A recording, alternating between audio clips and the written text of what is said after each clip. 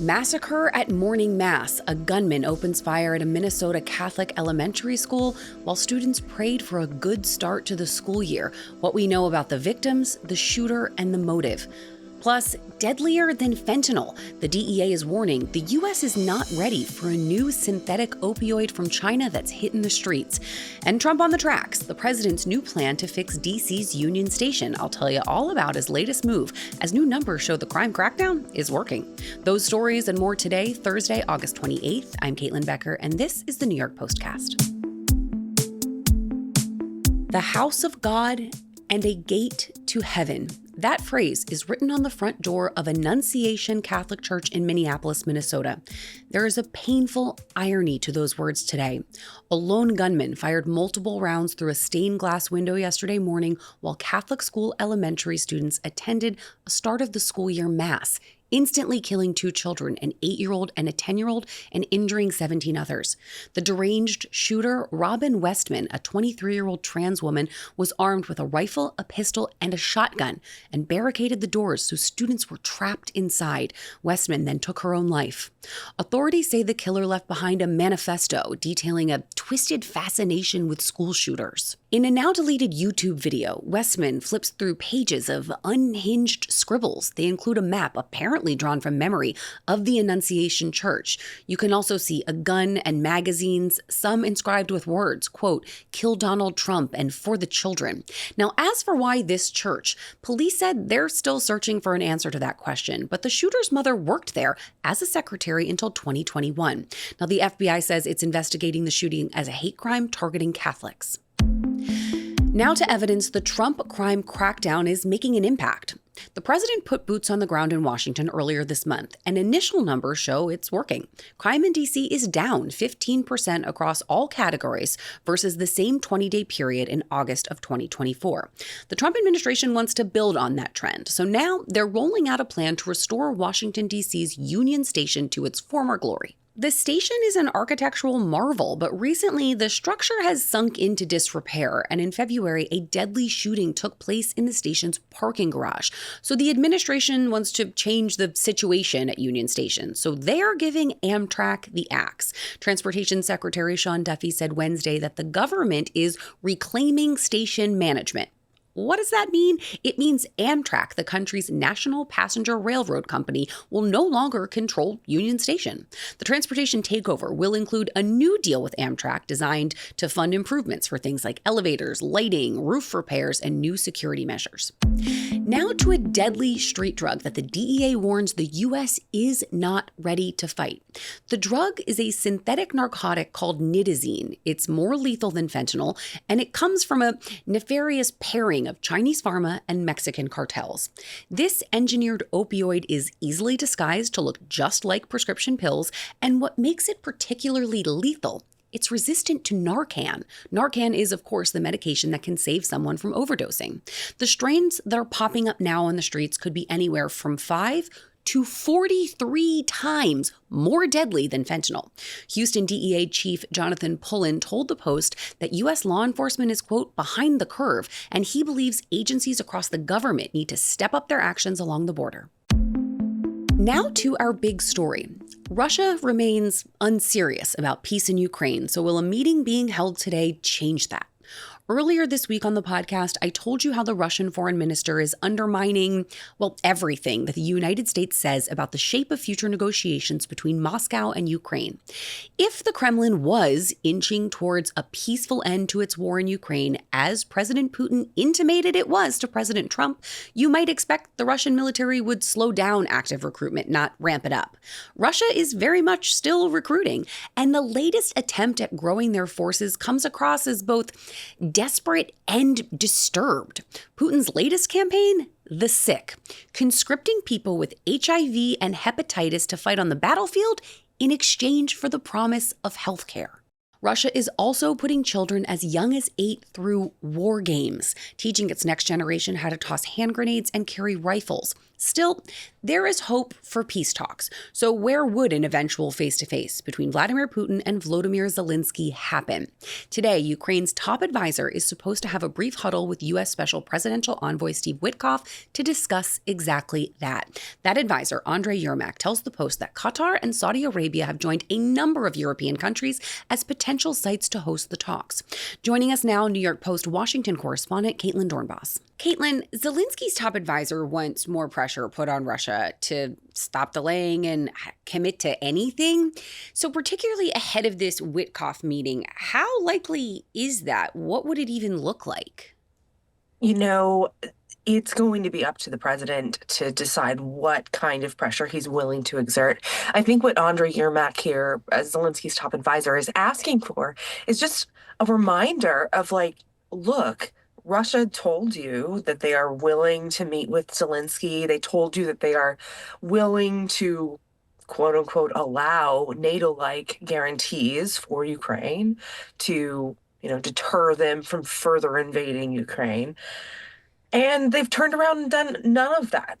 They have walked back every single one of those massive historic achievements made by the US president in getting Russia to the table. And I think what Yermak wants to do is just kind of point out and say, hey, we are the ones who are really pursuing this peace. We're going all over the world trying to find new locations where a bilateral meeting could happen because Russia has a lot of objections to every single country that they've put forth so far.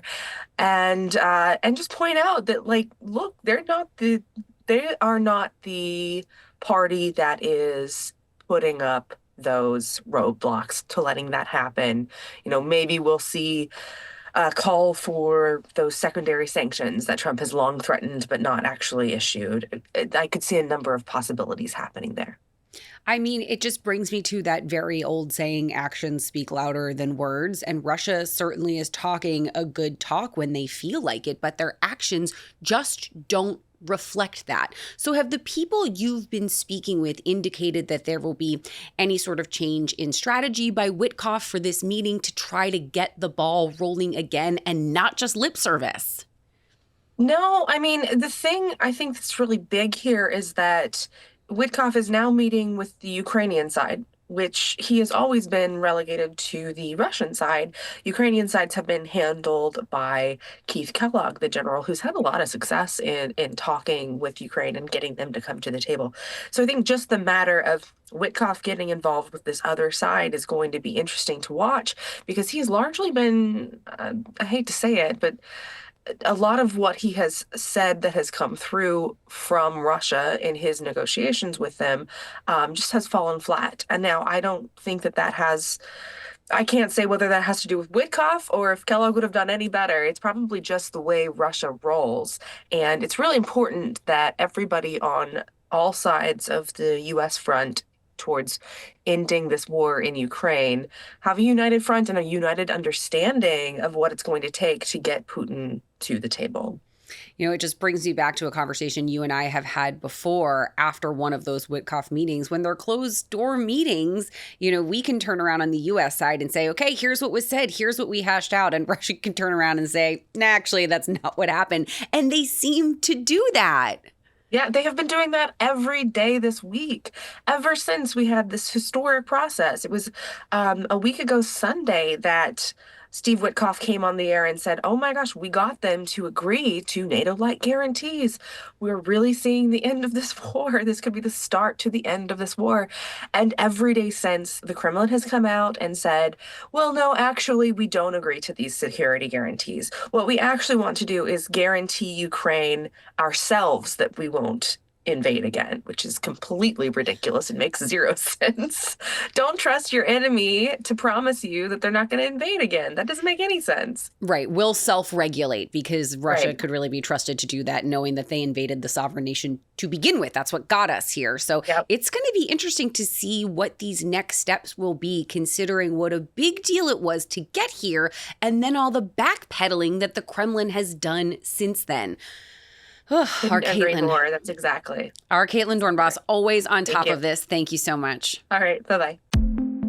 Now from our friends at Page 6, some exclusive details about the wedding everyone wants to be invited to. If you were expecting a big, over-the-top, star-studded affair for the nuptials of Mr. and Mrs. Kelsey Swift, think again.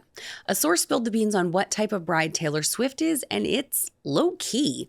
Taylor and Travis are planning a very private, very intimate wedding. The speculation machine immediately spun into action this week when Swift posted engagement photos to Instagram. Would it be in Europe, Rhode Island, Kansas City, here in New York?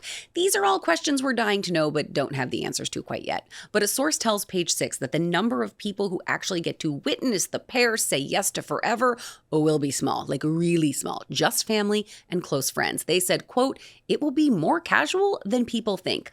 My 2 cents, casual, but it will still be fabulous and I want to go. And finally today, a Disney World secret. If you're a Disney adult, I'm sorry to disappoint. The happiest place on earth is hiding a pretty dark truth. A former employee revealed on TikTok that no one dies at Disney. Confused? I was too when I first heard this. Disney parks are all about fairy tales and magic. And if you're unfortunate enough to die inside the gates, the park ensures that suspension of disbelief continues all the way to the afterlife. Here's the rub. Tom Cruise, no, not that Tom Cruise, a different one. This one used to work at the Magic Kingdom in Orlando.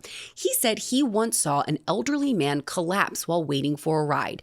Paramedics rushed in to resuscitate him, but they couldn't. But they kept on trying for 15 minutes. Long after he had departed. Cruise turned to a manager and asked what was happening since this poor guy had clearly gone into the light. And here is what he alleges the manager told him, quote, "No one dies at Disney World. Everyone is resuscitated or attempted into resuscitation until they're off the property, and then they're formally declared dead. So you can die, but just not inside Disney's gates. You know, the happily ever afterlife." The dark side of the Disney rabbit hole is something else. You check it out if you feel like it. And friends, it has been an intense day here at the podcast. So head over to the New York Post in print or online. I am positive we have something fun and new, probably about Taylor Swift by now. And I think we all need that today. And before you go, make sure you like and follow the New York Postcast wherever you get your podcasts and on YouTube. I will miss you and see you tomorrow.